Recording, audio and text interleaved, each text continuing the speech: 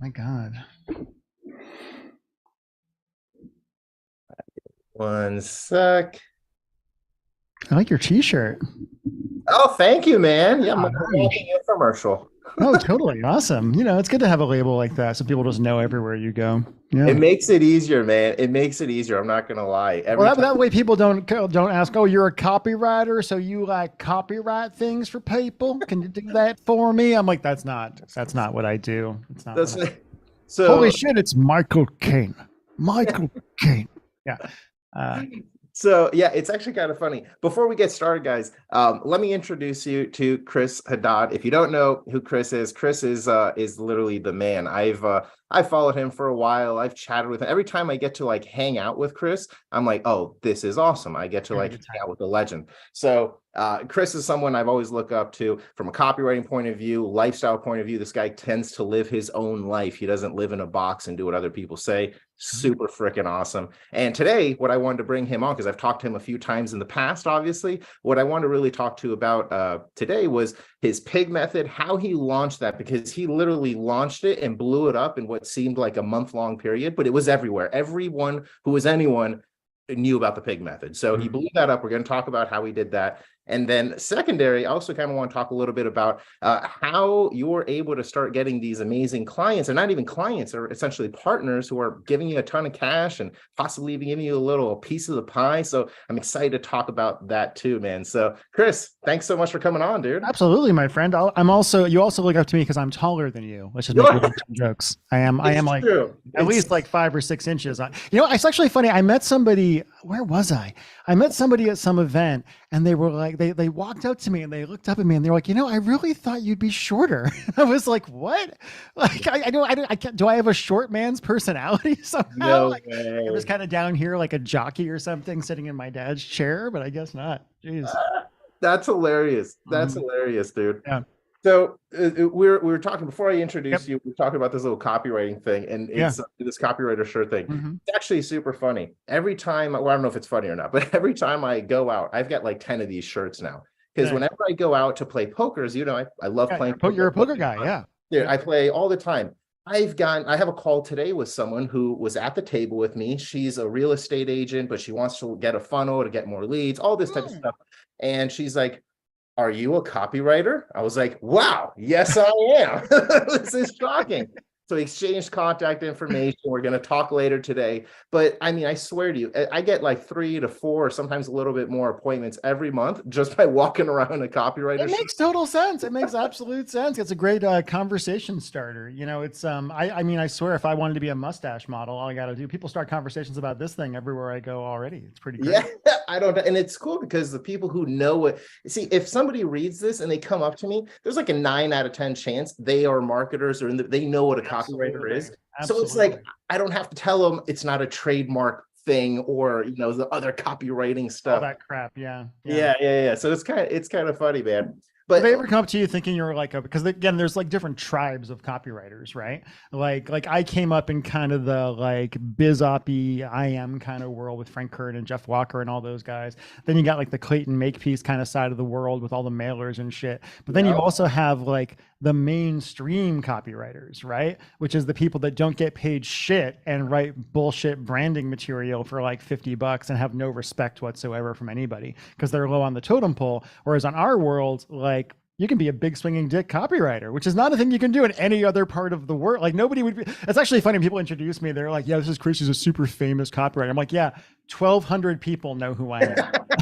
Right, right. That's like 1,200 people in the entire world know who I am because I'm a big deal copywriter. yeah, but those 1,200 people have lists and That's audiences that true. are That is so absolutely huge. true. I mean, I was Absolutely reading true. some of your bio. I didn't even know that you had written like a VSL for Pimsleur. Oh yeah, yeah, yeah, yeah. That was one of the last My freelance things I did. Yeah. Yeah, Tiffany and I probably bought from your VSL a few years ago because she was trying to she wanted to learn Spanish and she watched a VSL. And I was like, that's a VSL. And so I'm like, I probably bought from your VSL, man. Probably did. That was an interesting. That was really one of the first things I used the pig method on, even though it wasn't called that yet, right? Like it Yeah. was that and a couple others that I was doing right when the Michael Fiore thing was taking off, right? So it was the last few projects I did for other people before I was like, wait, I'm making 50, 60, 80 grand a month without having to deal with anybody at all. And they came to me with the existing Pimsleur letter, which was just like do you want to learn how to learn a language in 10 days? That kind of standard thing. And I went through and changed it to be about a woman who wanted to learn French so she could go to France and get laid. Essentially, like that. I mean, not in so many words, right? But it was this romantic kind of idea that she wanted to be able to speak French and know the language and go out there. But really, the underlying story was and meet a hot French guy and get laid. And that's what and they could not beat that letter for 10 fucking years.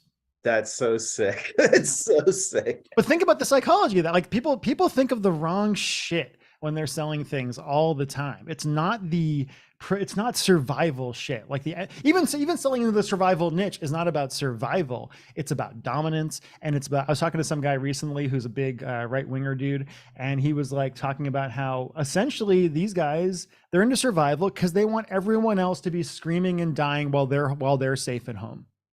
That's pretty much what it is. It's not even about the safety. It's about the I told you so. Right. And like, for me, I think that's what makes me good at this shit. Right. Is like, I go there. Right? I don't go to the like protect your family thing. I go beyond that to the like, and all these libtards are going to be screaming and dying outside your door while you're having a Jack Daniels. Right. Like that, because that's what is actually motivating people to get there. Yeah. So how did you come up with the pig method? Let's start with that. And what is the pig method? So it's called the punch in the gut method. I called it that in a speech I gave at something 10 years ago. I forget what, but I just called it, I had a slide with that, that little pig that I use all throughout the pig launch. I found that on a stock photo site and I used it and I called him the notorious PIG. Right.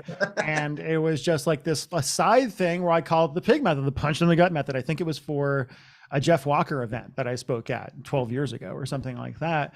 And then when I decided to finally do a product a couple of years ago, and I was posting on Facebook, hey, what should I call this?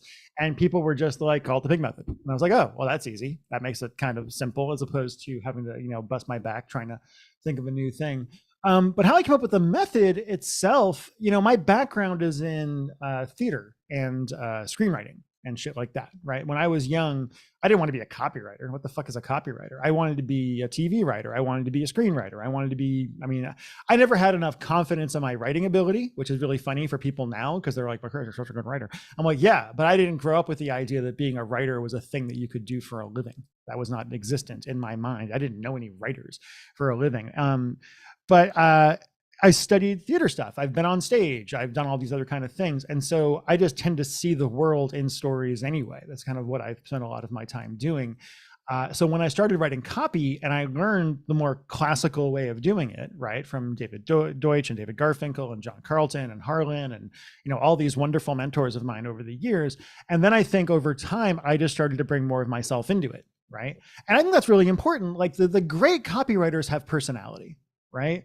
Like you can read my copy. You fucking know it's me. Yeah. You know it's me in 5 fucking seconds, right? Like I've tried to write things under the radar before. It doesn't fucking work. People can figure it out. They just read my shit and they're like, okay, this is definitely you. You read some Clayton stuff, it's him. You read some stuff from Carlton, obviously, it's him. And I think a lot of and a phrase I used to have back when I was teaching was like emulate before you innovate. Right.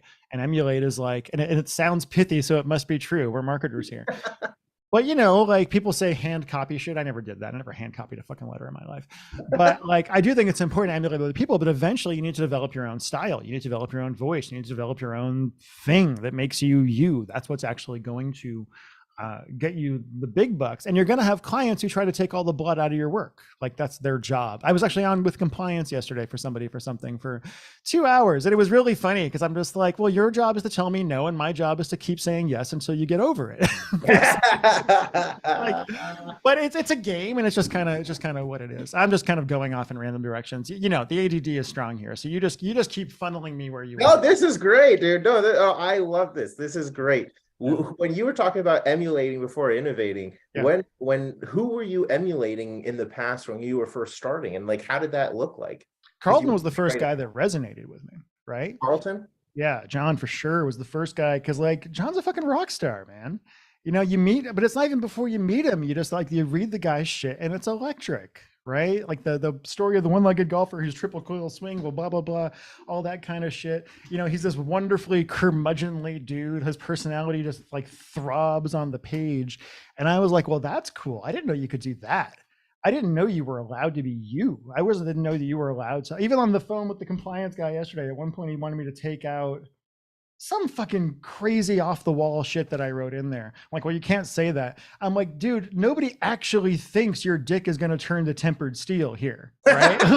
like we're not trying to be literal here. This is like puffery. This is hyperbole. This is like, it's a thing. It's always really funny going back and forth with those guys. But yeah, I just think it's like the greats. It makes me wonder about the AI stuff. Will AI ever have personality? The quality of AI? I copy all that bullshit, right? We'll deal with that. But I do think like you got to be you. You got to develop your own voice. You got to figure out your own ideas. Like, you know, the reason I've been successful is I come up with shit that other people just don't come up with. Yeah. And oftentimes it fails, but sometimes it doesn't. And wait, do you have like a process for coming up with these things, or is it kind of like throughout the day you're like, oh, that's a good idea, or like an epiphany type thing? I will. I'll play with things in conversation with people a little bit. I remember at one point I was working on an offer. Someone's at my door. Pizza's here. Pizza's here. I have no idea who that or why they would be here, so I'm just going to ignore it. But there you go. Okay. Because I don't want to interrupt. What were we talking about? My brain is like Swiss cheese this morning. We were saying. Oh man, now the pizza thing got me. The pizza thing ruined everything. It ruined everything. When you come up with ideas, oh yeah, there we go. Play with them in conversations. I'm just playing with them in conversation a little bit, talking to people, like text your wife into bed. I remember at one point I was talking to Mike Hill on the phone about some things. We were going back and forth on maybe doing a texting product because I was good at picking up girls that way back in the day. And the words "text your wife into bed" came out of either my mouth or his mouth, or both of them ours at the same time, so developed it from there.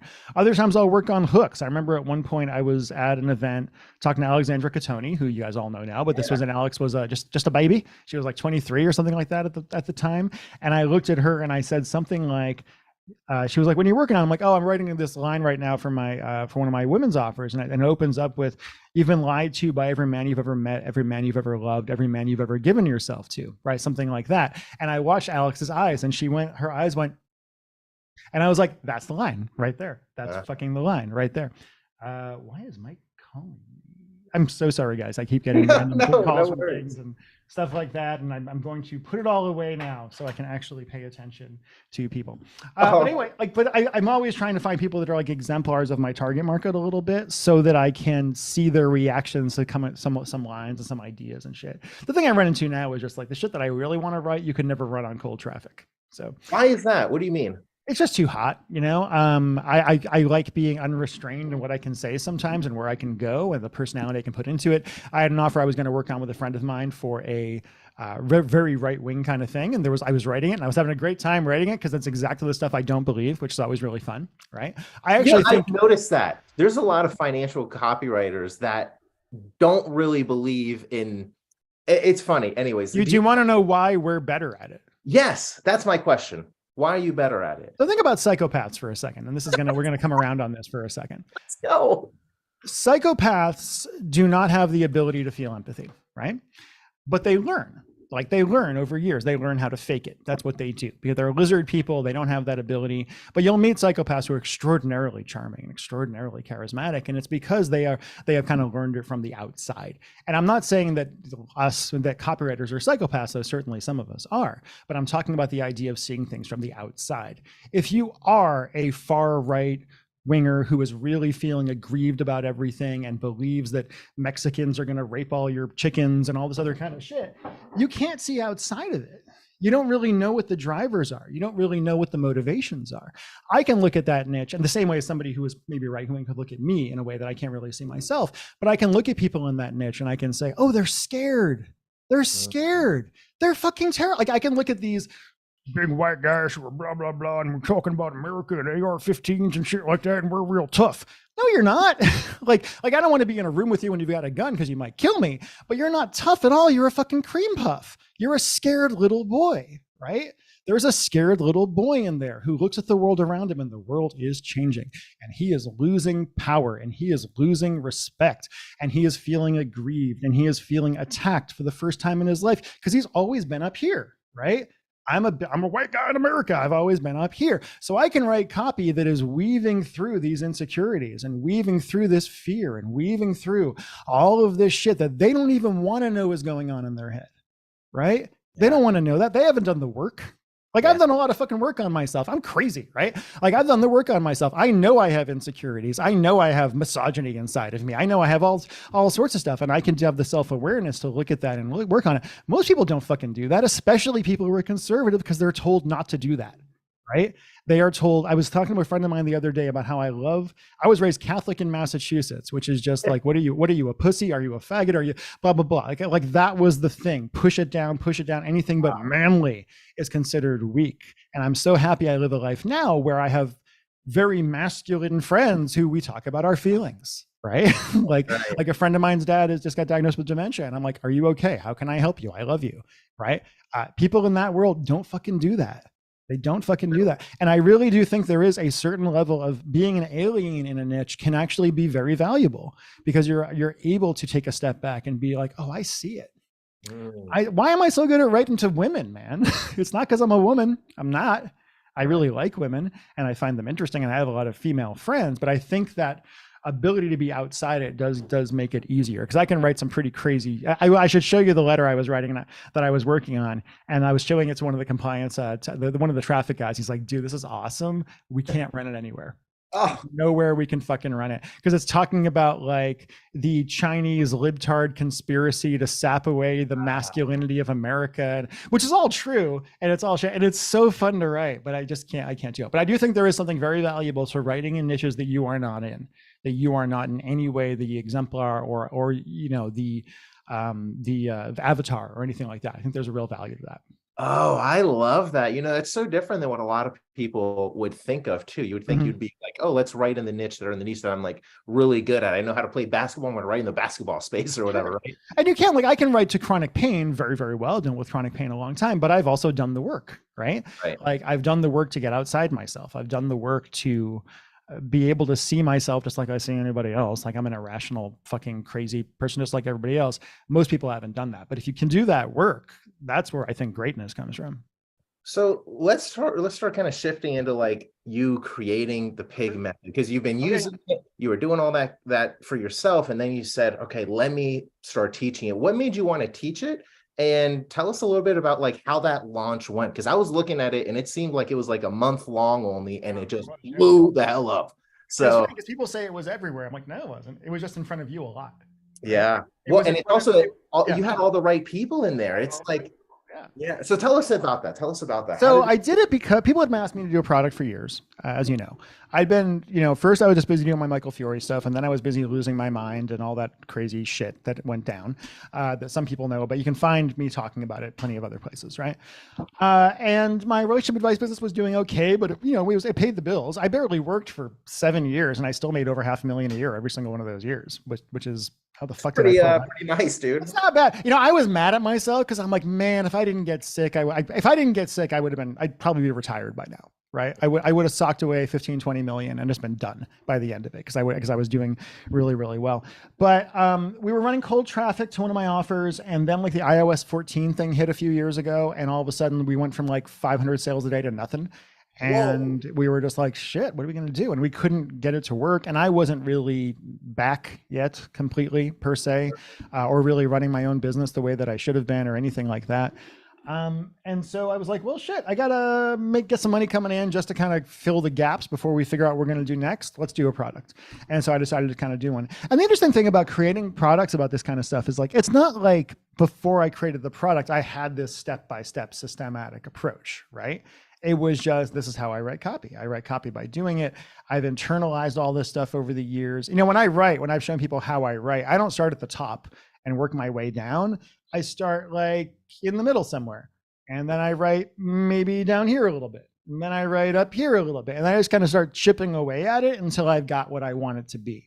But it's not just like Vin Montel and I talked once, and he's just like line one. Line one.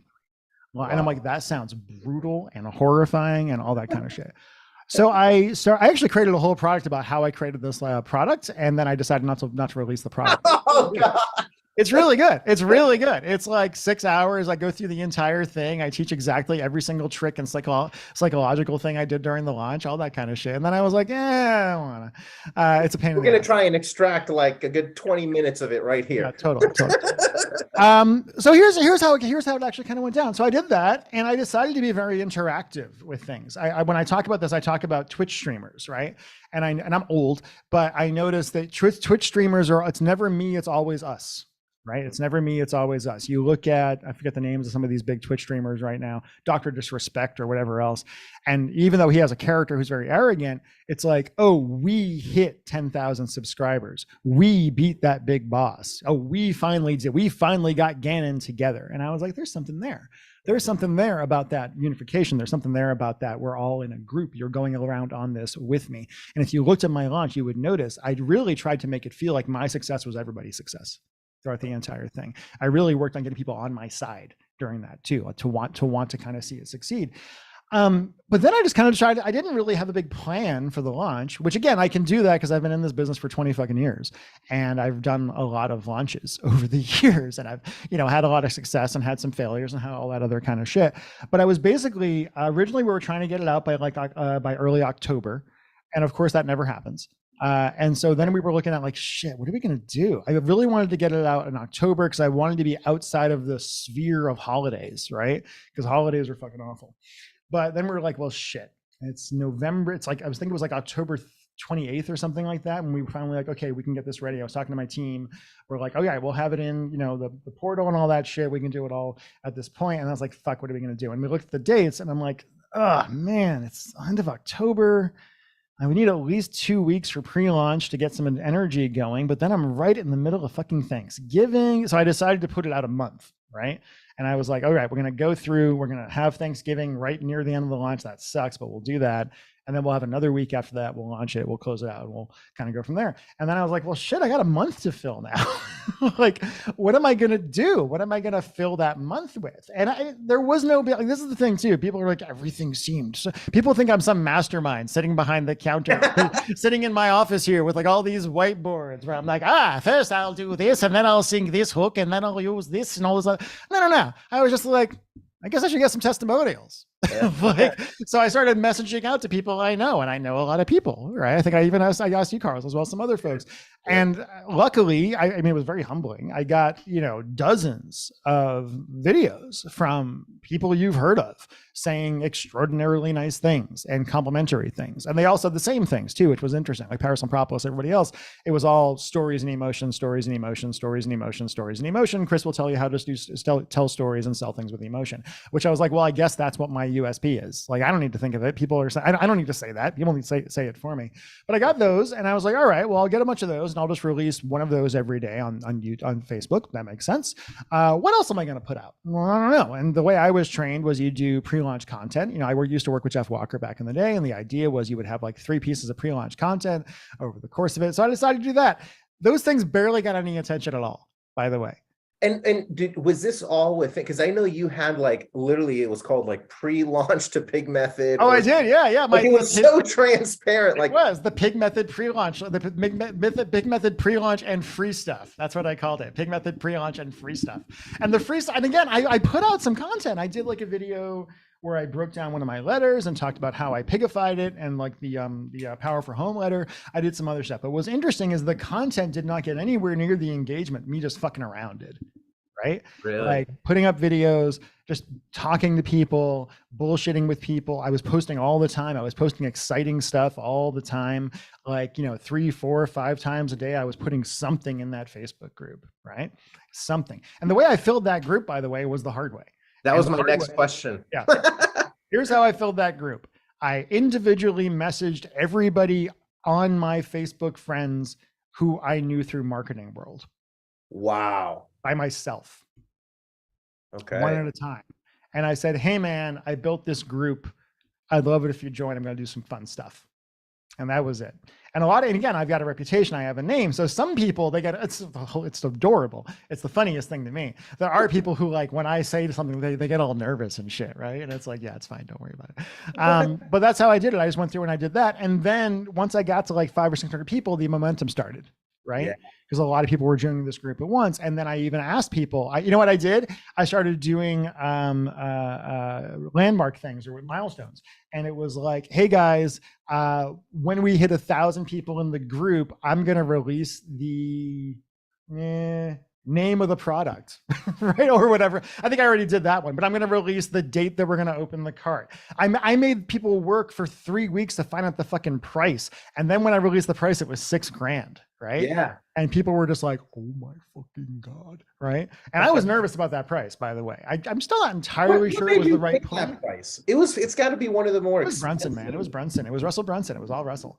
Russell and I were chatting. He gave me a great testimonial. I was very, very honored by that. And we're chatting back and forth on Messenger. And I was like, I'm thinking, I didn't want it to be $2,000. That didn't seem like enough. I was kind of thinking 3,500 for a minute, right? I was like, that's an interesting price. And then Russell was like, that's a bullshit price. Don't do that.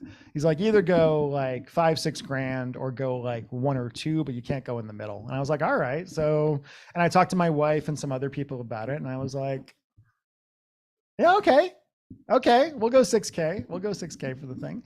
And it was scary as fuck. And I released the price and the feedback was all over the place. But I had been asking people over email, because I got people on an email list over and over again, what do you think the price should be? What do you think it's going to be? All this kind of other kind of I feel like I remember some of this, like we were putting in what we would pay for it or something. Yeah, just out of curiosity. And again, I didn't know what the price was going to be yet. Right. Like, I mean, so much of what I do in general is just, but I love selling things as me or as Michael Fiore, because I can just do whatever, right? It's just me. I can just be my own personality. There's things I can do when I'm selling as me that I can't have a client do, right? Because they can't pull it off. They don't have the same whatever. Personality, all that other kind of shit. But yeah, so I raised the price. I was a little nervous about it. And then what I did, Carlin Kilstein recommended this, because it was right. I released the price. It was just about Thanksgiving. I know a lot of people that heard the price and they were like, ah, fuck, right? And they can't do it. But Carlin was like, you know what you need to do is you need to get some people in early to do reviews of the product, basically, so people get hyped up. And especially with Thanksgiving, like right there in the middle of things, people are going to go off and do their shit. They're not really paying attention, etc. So I posted on Facebook, hey, I'm looking for 10 people to be my early bird kind of, beta tester people, whatever. You're not getting a discount. You're not getting anything for free, whatever, but I'll let you in early and you'll be one of the first people in there. The only thing I ask in return is that you leave an honest review, right? Like I'm not going to tell you. I love that you didn't even lower the price too. That's pretty interesting. Most people would say, I'll give you, 50% discount or something like that. Why didn't you do that? There was enough built up demand that I didn't need to. And I did not want anyone thinking the product was worth one dime less than it was. Right. You start doing that, people hear about it. It has an impact. It has an effect on things. So we did that. I managed to get 12 people in. It was so funny. I was like, man, why is it so hard to get these people? I was really scared. And I was like, all right, we finally got the 10 people. It was like Moni and whatever. And eventually I was like, 10 of my 12 are outside the US, right? Because they were paying attention because it wasn't fucking Thanksgiving for them, right? Oh, makes sense. It does. So I did that, and then people went through the material, and I have a lot of confidence in my material. I'm not worried about that. I know how to teach my shit. My courses are funny. They're a good time, right? And we got some wonderful reviews back on that. And then we worked our way up to the actual opening day, and I got people super, super hyped up. And I was like, I'm going to take 200 and no more. That's going to be it. And I thought I was all convinced we were going to blow the doors off and do whatever, right? Like over $1 million the first day, whatever. You get hyped up about I was buying the hype that people were giving me. And again, this was a very successful launch, but you get into it, right? Like you kind of get whatever else. You get excited. It was near the end of me kind of coming off of a lot of health shit or whatever. We opened the card on day one. I think we did like 50 or so sales like right away, which is $300,000. Actually, it was more like 400 because we had the upsell as well. Wow. And then things trickled down, like things stopped more or less, right? Which is always going to happen to a degree, but I was panicking. I was like, oh, fuck, what are we going to do, et cetera. And then I realized I'd made a mistake because I hadn't actually written a sales letter. Oh, I had done this like not particularly great because I was tired. I was like, and I had done this kind of, you get too much confidence, you get overconfident sometimes, right? But I had done this like kind of not that great VSL for it, where I kind of went through everything and it was good, but people didn't want to watch the fucking VSL. Like they just didn't. And I feel like for launches, VSLs aren't the best thing anyway. By the time somebody gets to the point where they're going to buy something, like I don't want to fucking watch a video at that point. I'm not going to like, don't make me watch your video to find out what your fucking guarantee is on a launch, right?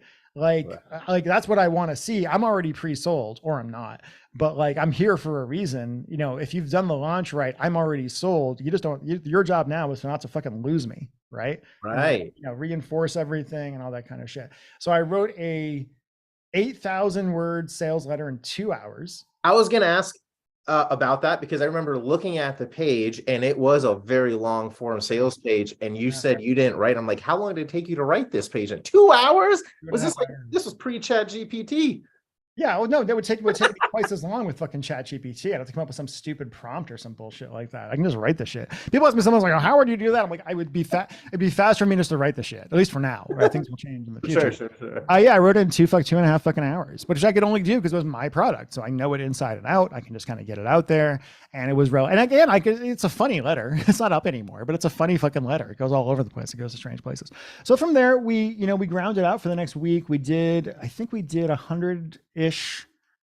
But the biggest mistake I made, the only real mistake I really feel like I made in that launch was setting that number at 200 instead of 100, right? Why is that? Because you want to sell out, man. You want to fucking sell out. You never want to, it's like the velvet fucking rope. You never want to have too much room in the audience, man. You want to, whatever it is, there's a reason when you go to like concerts and shit, if they don't sell it out, they'd cut off a huge part of the stadium, right? Because they want it to look full and they want to feel success and they want to feel all that shit. Now, what I did do, because I'm me and I could do this, is I was completely open about all that, right? In the launch, I was very much like, oh man, you know what? Not actually going to hit 200. That's okay, blah, blah, blah. And I was very open about it, because I developed enough of a relationship with my audience that I could do that.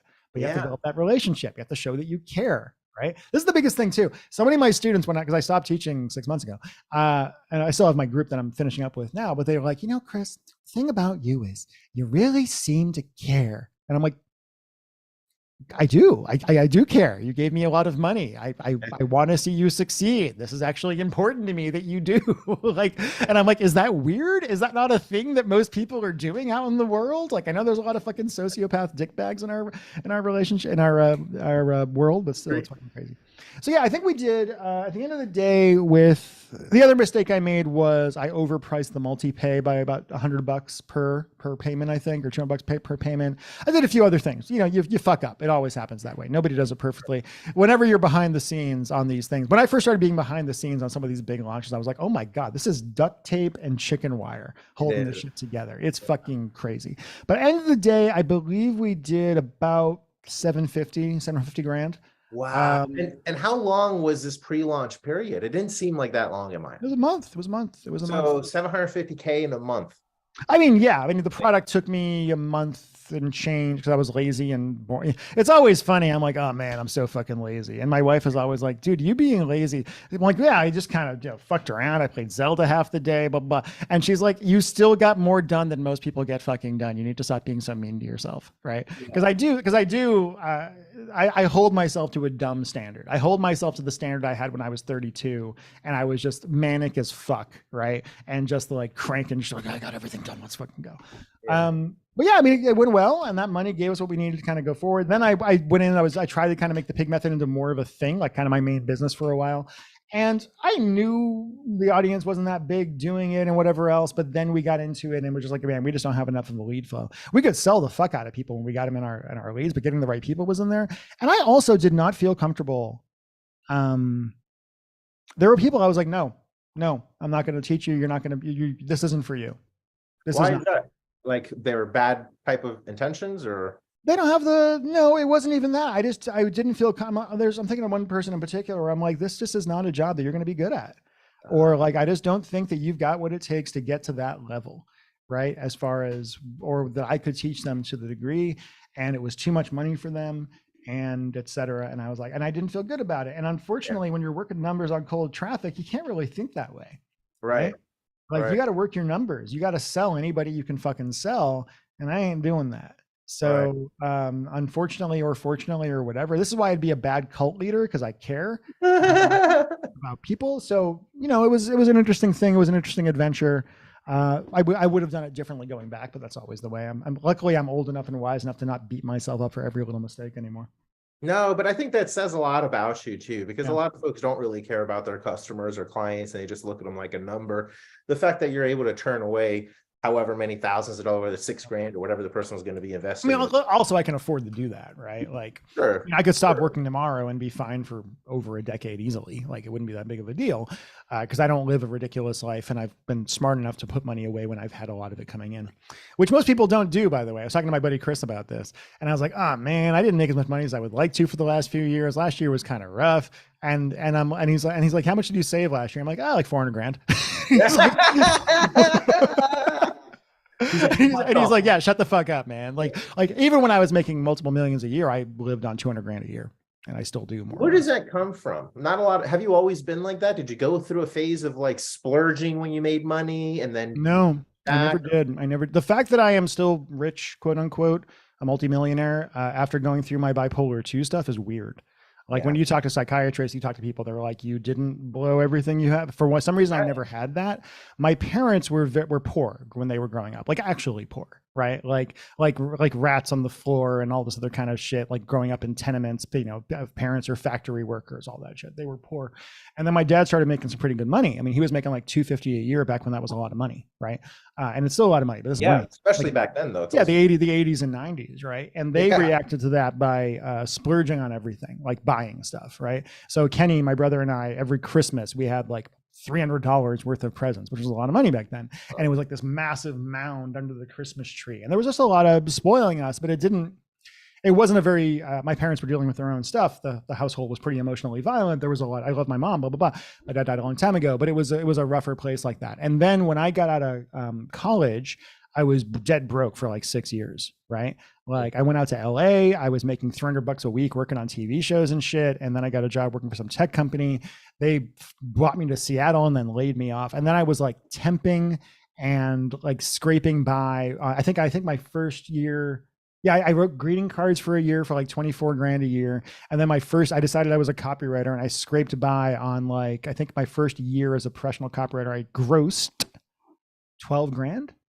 Okay. I think. You don't really have to pay taxes on 12 grand. No, you don't. No, they give it back. they give it all back. And I was living cheap. This was 20 years ago, and I was living cheaply enough that I could do that. But I think that experience of, like, my brother has not had that experience. He went from college right into a finance career, was making 6 figures, et cetera. And I feel badly for him because of that. I think my going through a period where I was like scraping nickels together was a very, very, very valuable thing. And I feel like people I know who have not been through that, who are rich and whatnot, I'm like, I feel bad for you. Like, I legitimately feel bad for you. You don't value what you have the way that you should. You don't understand what it's like. I'm also good at copywriting because I like regular people, right? Like, I like normal, regular people who are not in our business. Most of my friends are not in our business. Most of our friends are not entrepreneurs. My friends are not entrepreneurs. I think that's been a valuable thing. Anyway, I'm still rambling. There you go. No, this is great. I mean, I listened to it because I made the mistake of when I first started making even a low 6 figures years ago. I was thinking I was balling. So I just started buying everything, traveling. I had like no money in my account because I was just splurging it all, knowing I can make it back because I have these retainers here. I can make it back. I'm rich now. I'm like, it's definitely not rich, you know? When I was making 2-3 million a year, my thought was just like, this is not going to last forever. It's just not. Like, and so many people think it is, and it's crazy to me. I'm like, man, people think they're so fucking smart, or they think that like, oh, this one particular thing I figured out is going to be the same forever. I'm like, well, fucking Google's going to change something, or this is going to happen, or AI is going to happen, or whatever. Save your fucking money. Most people don't. No. I know plenty of people. I'm not going to name anybody, but I know one guy. Man, oh yeah. He was making $3 million a year for like 6 years. He's dead fucking broke. Yeah. Yeah, there's a lot of stories like that in the marketing world, copywriting specifically. I've interviewed a lot of copywriters, and like off screen, we've talked about these types of things. And I'm like, and that's actually one of the reasons I like doing these types of calls, because I'm like learning from other people's experiences who've been in here longer than me. And I'm like, wow, this person's saying they blew their initial part of their money when they first started making, like, I can relate to that. I'm going through that shit right now. I should probably not do that if I don't want to end up in the same situation. So it's like, it's very interesting to me that you had the discipline, and I guess, I mean, you learned it by being broke, right? But you had the discipline. Well, here's the thing. What does money mean to you, right? My wife and I talk about this because I'm very frugal. I'm just a very frugal person. My ex-wife hated that about me because she was like, let's go to Hawaii. Let's go this. And I'm like, I don't enjoy that shit and I don't want to waste the money. Like it doesn't matter to me. But what does money mean to you? With my life, with being broke for a while, and then especially after I got sick with the Lyme disease shit and the bipolar stuff and my car, blah, blah, blah, blah, blah, blah, blah. What money means to me is safety and freedom. That's all it means to me. You know, I'm watching Succession. And I'm like, that looks like the most miserable, horrible life known to man. I don't want to be on fucking private jets going play. I just don't want to. Like, I have friends that do that shit. I think the environmental impact is like fucking horrible. Whatever. I just don't want to be doing that. I just want to, like, you know, I'm 45 now. And I'm just like, all right, I got 20 years to put enough away for me and Angie to live a good life into our old age. That's all I really care about. So it isn't going to matter to me that I went to some fancy restaurant or, you know, that I went to a 5-star. Like, I don't care. That stuff doesn't matter to me. I love my life right now, right? My life right now involves, I get up in the morning, I go to yoga, I come home, I work for a few hours, I play a bunch of Zelda on my Nintendo, I hang out with my wife, I play some board games with my friends, and I go to bed. Right? Like, it's fucking great. It's exactly what I want my life to be. I don't need it to be. I go on the occasional business trip. That's fun. I'll do some kind of shit like that, but it's a simple life and it's the way I like it. And I can maintain this life without having to, I mean, I have a nice house, but it's simple. I just want to make sure I have enough money to live the life I have now for as long until I'm dead. Yeah. No, that's awesome, dude. Mm-hmm. Let's transition now into like you working. I hate using them clients because they're not clients. Yeah, sure. Partners. Yeah. But how did you, so let's talk about that. Like how did you transition back into, I guess, writing some copy for these folks and like talk about that opportunity on how it works? Yeah. Okay. So back in January, I decided to, I talked to Onyx and Gal about it for a while and he confirmed what I was feeling, which was this wasn't working, right? Like, I wasn't passionate enough about teaching copy as my main gig to make it what it would need to be. I would need to really just like work like 40 hours a week or more, which I'm not willing to do. I don't want to work that much. I know that sounds horrible. I just don't, I've not worked 40 hours a week in 10 years easily, right? I don't fucking want to do it. Life is too short. And so I shut that down, and then I was just like, well, fuck, I got to get some more money coming in. I mean, the Michael Fiore stuff still brings in enough to pay the bills. We weren't like negative, but we weren't making a lot. And I was like, all right, well, what am I going to do? So all I did was I talked to 3 different friends of mine who all run $50, $60 million businesses. And I was like, hey, I'm looking for some shit to do. And they were like, really?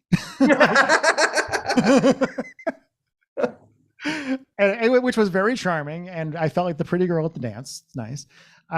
And so I'm not going to mention who, but I had a couple of friends make me some pretty interesting offers as far as potential upside and, you know, not that much work for potentially quite a bit of money. And so I did those deals, and I just finished one letter with a friend that we're just getting approved on ClickBank right now, where I get CPA on sales, basically. And then I got another one, another friend of mine. People who don't know CPA, you're getting essentially a little commission for every sale. Yeah, I'm getting a couple bucks per sale, basically, right? And the reason we're doing CPA is it's just simpler. It's just so much simpler than percentages and everything else. You're just like, all right, I get a couple bucks. It makes it easy for traffic buying as far as and you don't get fucked, right? It's so easy to get fucked on a percentage deal. So easy. Because you're just like, oh, well, we gave 100% to the affiliate, so you don't get anything. Right. Great. Right. I suppose we have a CPA deal. You're like, well, I get my bucks. I get my $2 no matter what. That's just the way it is.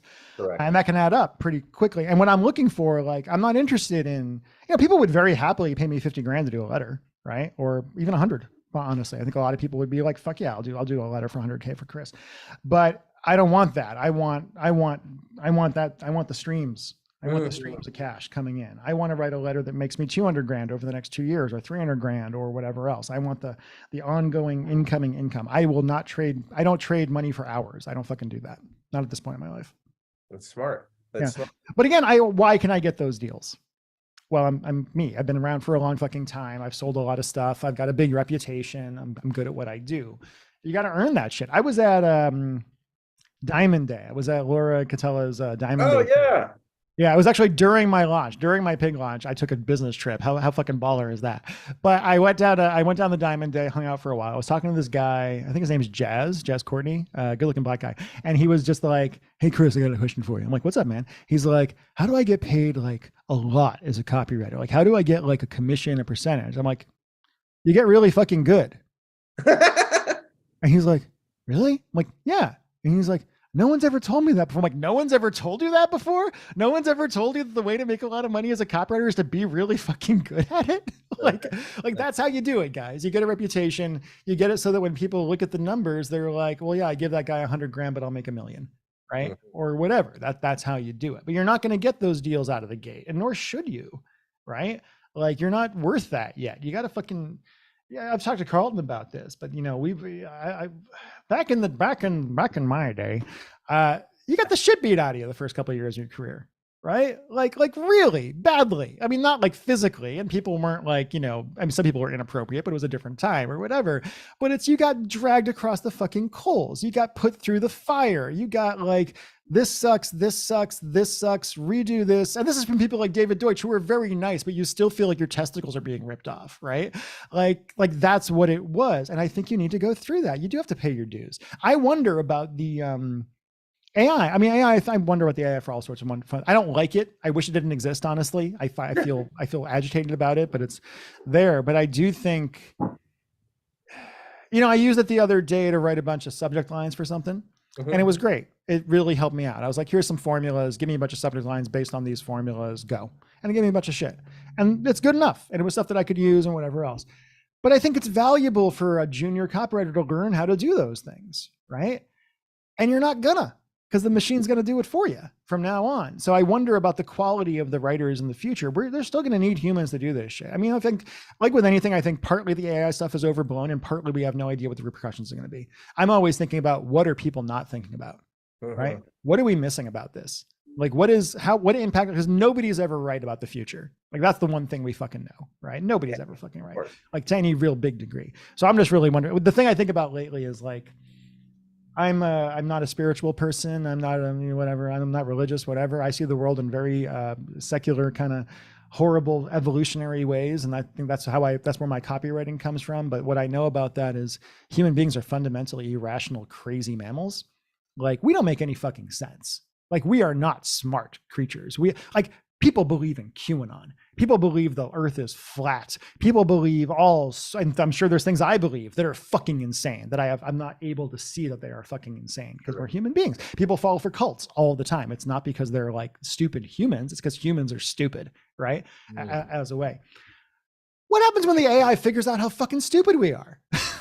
like we don't make smart decisions. We just don't. We know how to cure climate change. We've known that for 20 fucking years. We just don't do it. Right? Because it's painful, because we won't make as much money.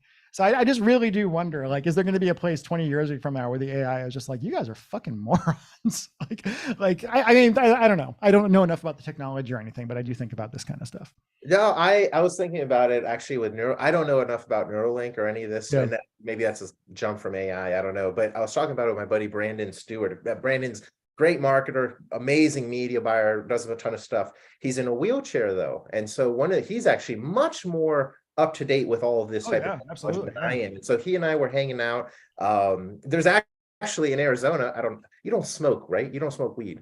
No, you don't. I feel like I've asked you this every time I've hung out with you. I don't know. I do and I don't. I go back and forth a little bit. I'm a good peer pressure guy. I'll ask you every time. But yeah, so we were hanging out at one of these there's like a speakeasy, marijuana, THC bar speakeasy kind of store. It's all cool. Anyways, we're hanging out there, and there was something published, it was a few days ago or a week ago or something, where it's like, I don't know if the FDA or somebody approved Neuralink to be able to test it on humans. And I was like, damn, that's kind of scary. And my reaction was like, I don't know if we should do this. It's like, what if they hack your brain? And he was like, yeah, what if it makes me be able to walk again? Because it's like, they're going to put something in my head, and then these wires are going to go, his umbilical cord, or not his umbilical cord, his spine is all jacked up and stuff, which is why he's in a wheelchair. And so he's like, my brain is trying to send these signals down to my legs, and it's jammed up. So my legs, but I can't walk. This Neuralink stuff will be like a bridge that kind of skips over and sends that message to my legs. And so now I'm like, wow. So, because I was very kind of skittish about AI, but also like all of the other things that kind of come with it. Because I feel like we're entering into a very unfulfillier territory. We are, and it's terrifying, and it's wonderful, and it's terrifying. And I think like there's going to be some medical stuff that comes out. It's going to be great. And there's going to be a lot of shit that's really bad. And a lot of people are going to get hurt, and a lot of people are going to suffer. And I just honestly think it's going to be what technology tends to do, which is the very, very rich people get very, very richer. and the middle gets cleared out and everybody else is poor. Yeah. Right? That's what we've been doing for the last, I mean, I'm not a greedy guy. I am not money motivated, really, by the way, but I don't want to be fucking poor in America. No. Like, I don't fucking want to, especially as I get older, I don't want to be fucking poor in America. So I will work my ass off to make sure I'm not poor in America, because it sucks. And it really is. I really feel like it's like you're either going to be up here or you're down here, but there's no middle anymore. No, I agree. I agree with that, man. Yeah. So what are, as we like wrap up here, what are your kind of your like plans for the future? You're going to keep writing some more copy for some folks, or? Yeah, I'm enjoying it right now. I'm doing that right now, and I'm doing my yoga and hanging out. My wife got very sick for a few years, but she's doing significantly better now. So hanging out with her and getting her back on her feet, and I'll just kind of see what happens. You know, it's interesting. It's it's so funny. You asked me to do this, and I'm like, why would I get asked to be on a podcast? Because I'm just like not like. Yeah, I want to talk to you, bro. Yeah, but it's just funny because I literally forget that I'm well known, right, in a weird way.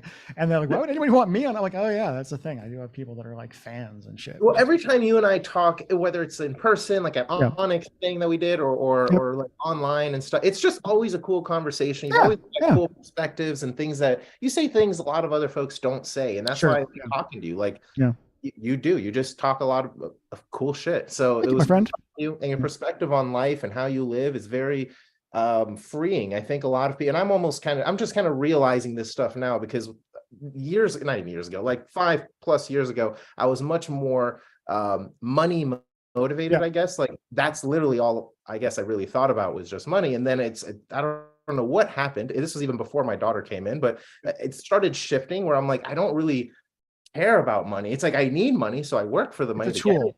But it's a tool. It's really, and when you mention freedom and safety, and that's exactly how I look at it, because I realized I wasn't happy chasing the money. I was doing it because I needed it in my mind. When you're dead, so like, sorry to interrupt, but I've had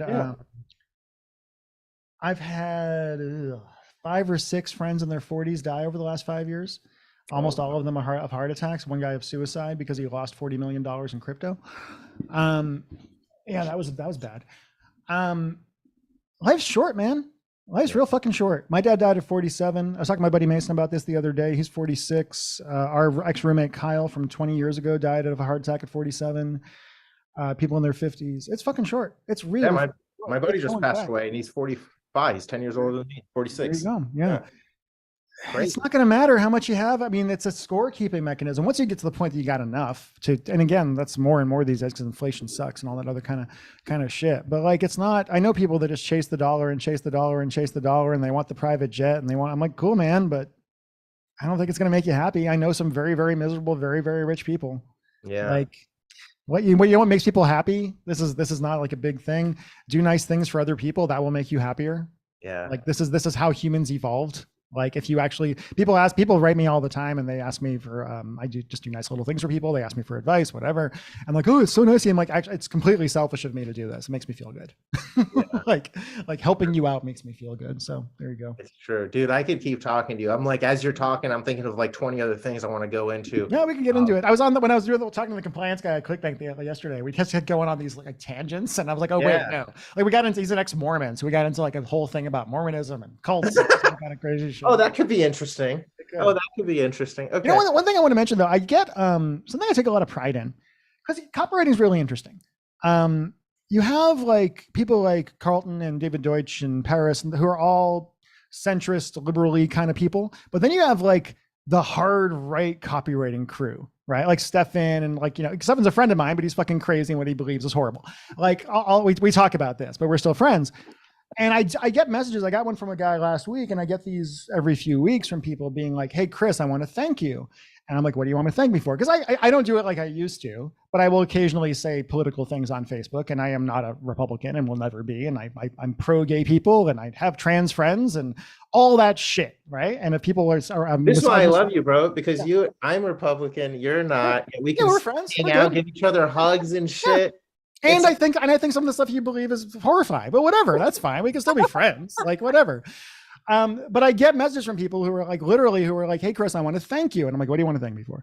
And they say, and these are younger copywriters, and they're like, I got into copywriting. I look around, and it seems like all of the big deal copywriters are hard right fascists, basically, right?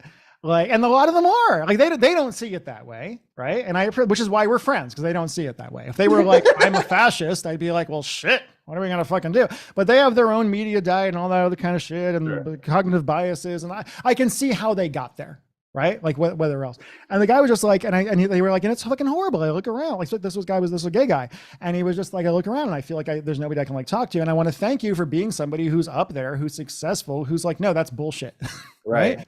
Like, and I think it's a valuable thing. One of the reasons I'm so vocal about stuff is being like, no, you don't have to be that to be successful at this stuff. And by the way, there's more of us than there are of them. Like, I don't consider you one of them, by the way, because you're not like hard anything. I think you're kind of. I got guns and I'm about to go hunting on my land and shit. Go hunting. That's fucking fine. I have no problem with you going hunting. Just don't bring an AR-15 to a supermarket. I'm literally bringing 2 AR-15s to the supermarket. Are you doing that, Carlos?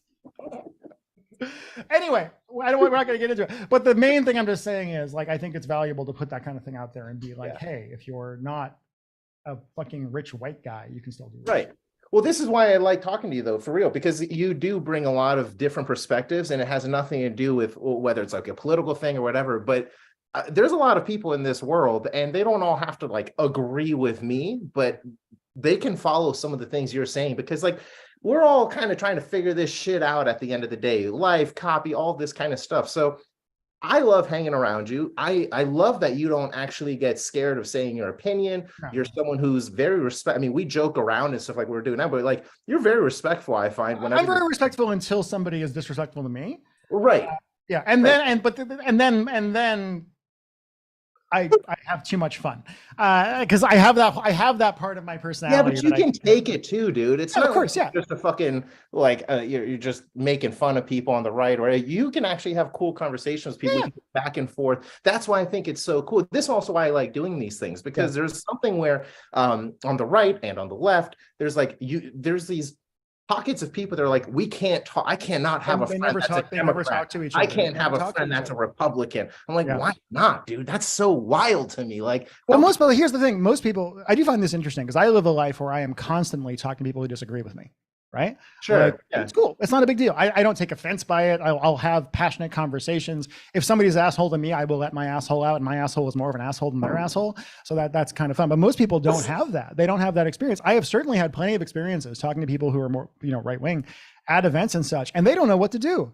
They don't know how to handle somebody being like, I think that's fucking crap. That what you're saying there is insane. What one guy was like, one fucking guy was trying to tell me, California just made pedophilia illegal. And I was like, where'd you read that, buddy? He's like, it was on the Daily Caller. I'm like, that's not a fucking newspaper. And we look into it, and that's not what happened at all, right? It was like, I can go into the details or whatever. But like, he was just like so shocked that I was just like, that's fucking bullshit. And he was like, what? And I said it quite loudly, and he had no idea what to fucking do, right? And I'm like, yeah, you have to get push back on people. I just think it's better for him to get that, because then he can actually, if whatever he's really believing, if you can't take some criticism for it, do you really believe in it that much? I mean, it's good to get opposing viewpoints, because then you can say, oh, you know what, this guy's actually saying some shit that I agree with. It's not like you have to. We agree, I'm Republican. Carlos, you and I agree on way more shit than we disagree on. Oh, I'm sure we do. Yeah. We agree on way more shit than we disagree on, right? Like, plain and simple. There are people I know who are right wingers. So I'm like, no, you're just a hateful piece of shit. You're not one of those people, right? Like, we could have a perfectly good talk on gun control or whatever else. We'd both make good points. Sure. I'd be like, well, we are the only country in the world, the only like major country in the world where the major cause of death of children is guns. Like, that's a thing that we could talk about. That's a bad thing, right? We can agree that's a bad thing, like whatever else. But I just think, I don't know. I just think so many people get so siloed out. My Facebook is the most hilarious place in the world, right? Because I have fewer of them than I used to, but I do have like right-wing business friends. And then I have my left-wing, like super hippy-dippy burner Seattle friends. And occasionally they interact in my comment section. And it is the craziest fucking thing in the fucking world, because it's just like, it is such a completely different way of seeing everything in the world, and I don't even get involved. I'm just like, this is fascinating. Holy shit. Oh man. I haven't talked to anybody about this, but now that we're talking, I kind of would love to bring people from both sides. So you mentioned Stefan, so I know Stefan as well. So like, if we had Stefan here, you're here, and I'm bringing up some topics. And it's not, a 2 versus 1. But I don't try to persuade people. I don't want to do it. Yeah, but it's not a persuade. Just talking, just a chat. Because we can do that. We can give a thing. I mean, Stefan and I are completely capable. I fuck with Stefan because we're friends. That's why I mentioned him, because he's a cool guy. He's you and him, and I think to have a cool discussion doesn't necessarily even have to be a debate, just a little discussion. I just constantly make fun of Stefan for looking like a 79-year-old Jewish golfer. Like, despite the fact that he's, 40 or whatever else, got the big glasses and he always wears those things. I'm like, dude, you are not going to be the true, evolved Pokemon version of yourself till you're 80. We're going to have to do another one of these, man. I'm going to see if we can do something something like that. It doesn't have to be politics. It could be about copy or whatever. I don't do my podcast anymore. So I got all these, I'm just desperate for interesting conversation because I don't get That's what I want to do. That's actually why I wanted to do. I'm bringing this up because I started doing, a while ago, I had a bunch of interviews with copywriters and marketers, and that was really cool. But eventually it kind of got boring for me because I'm like, there's other shit in the world to talk about, There's only so much to talk about. That's why my show, when I was doing it, and I did 52 episodes, it was just you came on my show. It's we're just going to talk about whatever the fuck we talk about. Right. And it was fun and it was interesting. The people enjoyed it. But eventually I was like, I'm not going to make any money off it. I'm not teaching anymore. Why bother? Exactly. Well, we'll figure something out, man. We actually we just hit the 1 hour mark. So I want to make sure we're respectful here. You got to respect my time. I am a very busy, very busy person. I have Zelda right here. You got the pizza guy. You got the pizza guy. I do have to figure out. I got to see what that was about. He's sitting there waiting, man. I just can't believe somebody did that, and then Mike, who used to work for me, is calling me 3 times. I'm like, what is going on? I'm confused. Well, dude, thank you so much for coming here, man. If anybody wants to link up with Chris or talk to him, I don't know how can they hear about you, man. Facebook. So just look for me on Facebook. I'm this guy. I'm the one with the mustache. Got it. There are other Chris Haddads. I'm not them. I'm this one that looks like this. Yeah. All right, guys. Thanks so much for watching this, and we'll see you guys in the next one. Thanks so much, Chris. Later, guys. I think I just flipped people